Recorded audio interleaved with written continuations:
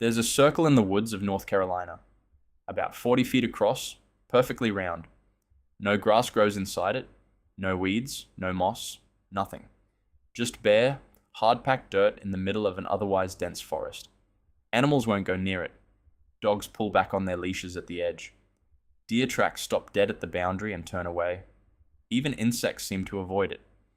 Researchers have noted the unusual silence inside the circle compared to the forest around it. People have tried to plant things inside it. Seeds, saplings, flowers, they die.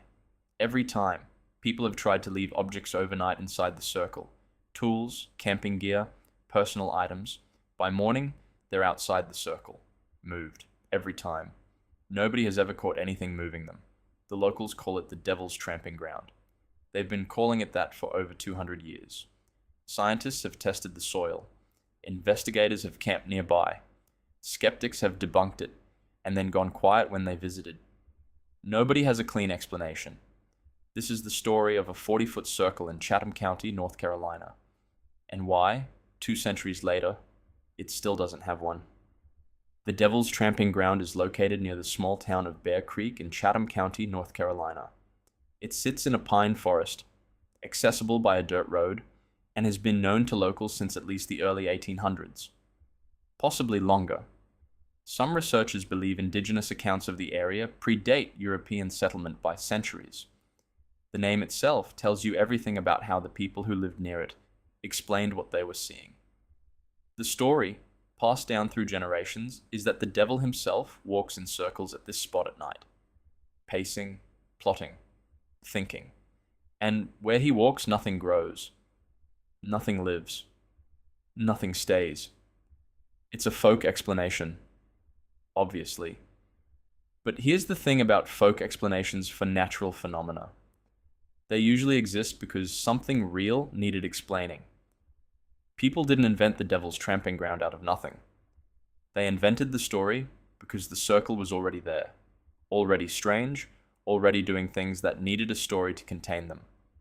The circle has been visited by journalists, scientists, paranormal researchers, and curious locals for as long as anyone can remember. It appeared in North Carolina newspapers as early as the 1940s. It's been featured in regional folklore collections, going back even further. And in all that time, through all those visits, all those tests, all that scrutiny, the circle has never fully given up what it is. Let's get specific about what's actually been observed and documented, because this is where it gets genuinely interesting. The barren circle is roughly 40 feet in diameter. The boundary is remarkably consistent, sharp, clean, almost geometric. On one side of the line, normal forest floor vegetation. On the other side, nothing. Soil samples taken from inside the circle have shown elevated salt concentrations in some tests.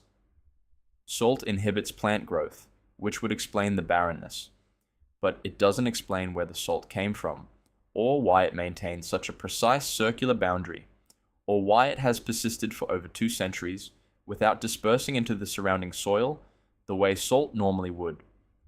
Other soil tests have shown nothing unusual at all, which is its own kind of strange. The objects being moved phenomenon is harder to verify scientifically, but it has been reported consistently enough across independent witnesses over decades that it's worth taking seriously as a data point. Campers who left gear inside the circle have returned in the morning to find it at the edge or outside entirely. Bottles, tools, personal effects. Now, the rational explanation is obvious. Someone moved them. Pranksters, locals who know the story and enjoy perpetuating it, other visitors. But some of the reports come from people who camped alone, in the dark, with no indication of anyone else in the area. And some come from groups who were watching the circle, who saw nothing move, and found things moved anyway. The animal avoidance is perhaps the most consistently documented phenomenon. Hunters in the area have noted for generations that game animals don't cross into the circle. Dogs, which will follow a scent into almost any terrain, balk at the boundary. This has been observed and reported by enough independent sources, over enough time that it's difficult to dismiss entirely. Something about that circle affects animals differently than it affects the surrounding forest. What exactly? is still not established. Over the decades, several serious attempts have been made to explain the Devil's Tramping Ground scientifically. The salt hypothesis is the most commonly cited. High concentrations of salt in soil will kill most vegetation and create exactly the kind of barren patch that exists at the site. The question is origin. Some researchers have proposed that the location may sit above a natural salt lick, an underground mineral deposit that slowly leaches to the surface. This would explain persistence over centuries, but the circular precision of the boundary is hard to attribute to a natural mineral deposit, which would typically produce a more irregular pattern. And the salt concentrations found in different soil samples have been inconsistent enough that no researcher has conclusively established this as the definitive explanation. Chemical contamination has also been proposed. Some industrial or agricultural runoff that poisoned the soil in a localized area. But the site predates industrial activity in the region by a significant margin, and no specific contaminant has ever been identified. The most scientifically interesting proposal, and the one that never quite got the rigorous follow-up it deserved, involves electromagnetic field anomalies. Some researchers have noted unusual compass behavior at the site, with needles fluctuating in ways not observed in the surrounding forest. If the site sits above some kind of natural electromagnetic anomaly, perhaps related to mineral deposits or underground water, this could potentially explain both the plant die-off and the animal avoidance, since many animals are sensitive to electromagnetic fields in ways humans are not. This theory has never been properly tested with modern equipment. What's notable is that every investigation eventually runs into the same wall.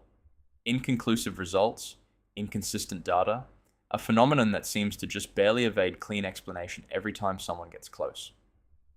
Science aside, the cultural history of the Devil's Tramping Ground is worth spending a moment on because it tells you something about how people process things they can't explain.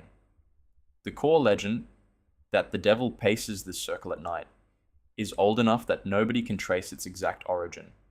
It predates written records of the area. Some versions of the story add details, that he's planning evil, that he's made deals there, that people who stay inside the circle overnight go mad or disappear. Nobody has officially disappeared from the Devil's Tramping Ground. That part is legend, not record. But the going mad part, that's more interesting. Multiple accounts across multiple generations describe people who spent extended time at the site experiencing anxiety, disorientation, a sense of being watched, and an overwhelming urge to leave. Some have described auditory experiences, sounds that didn't match the surrounding forest. Now, anxiety and disorientation in a location with a creepy reputation, at night in the woods, could have a completely mundane psychological explanation.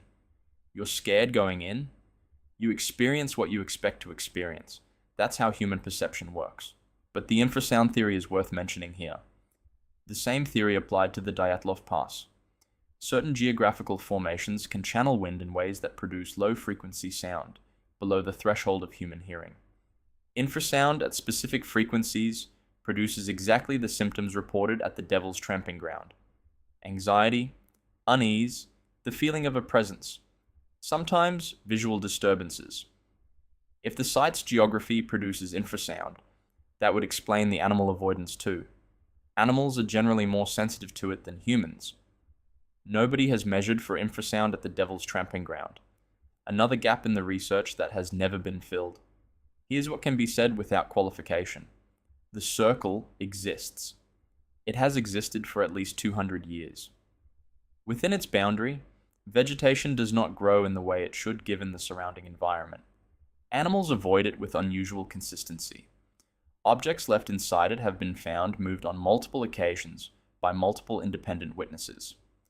None of these things have a single clean, universally accepted scientific explanation. The site is still there. It's on public land, accessible to anyone who wants to visit. People go regularly, locals, tourists, paranormal enthusiasts, the occasionally curious scientist. Some of them leave with rational explanations they feel confident about.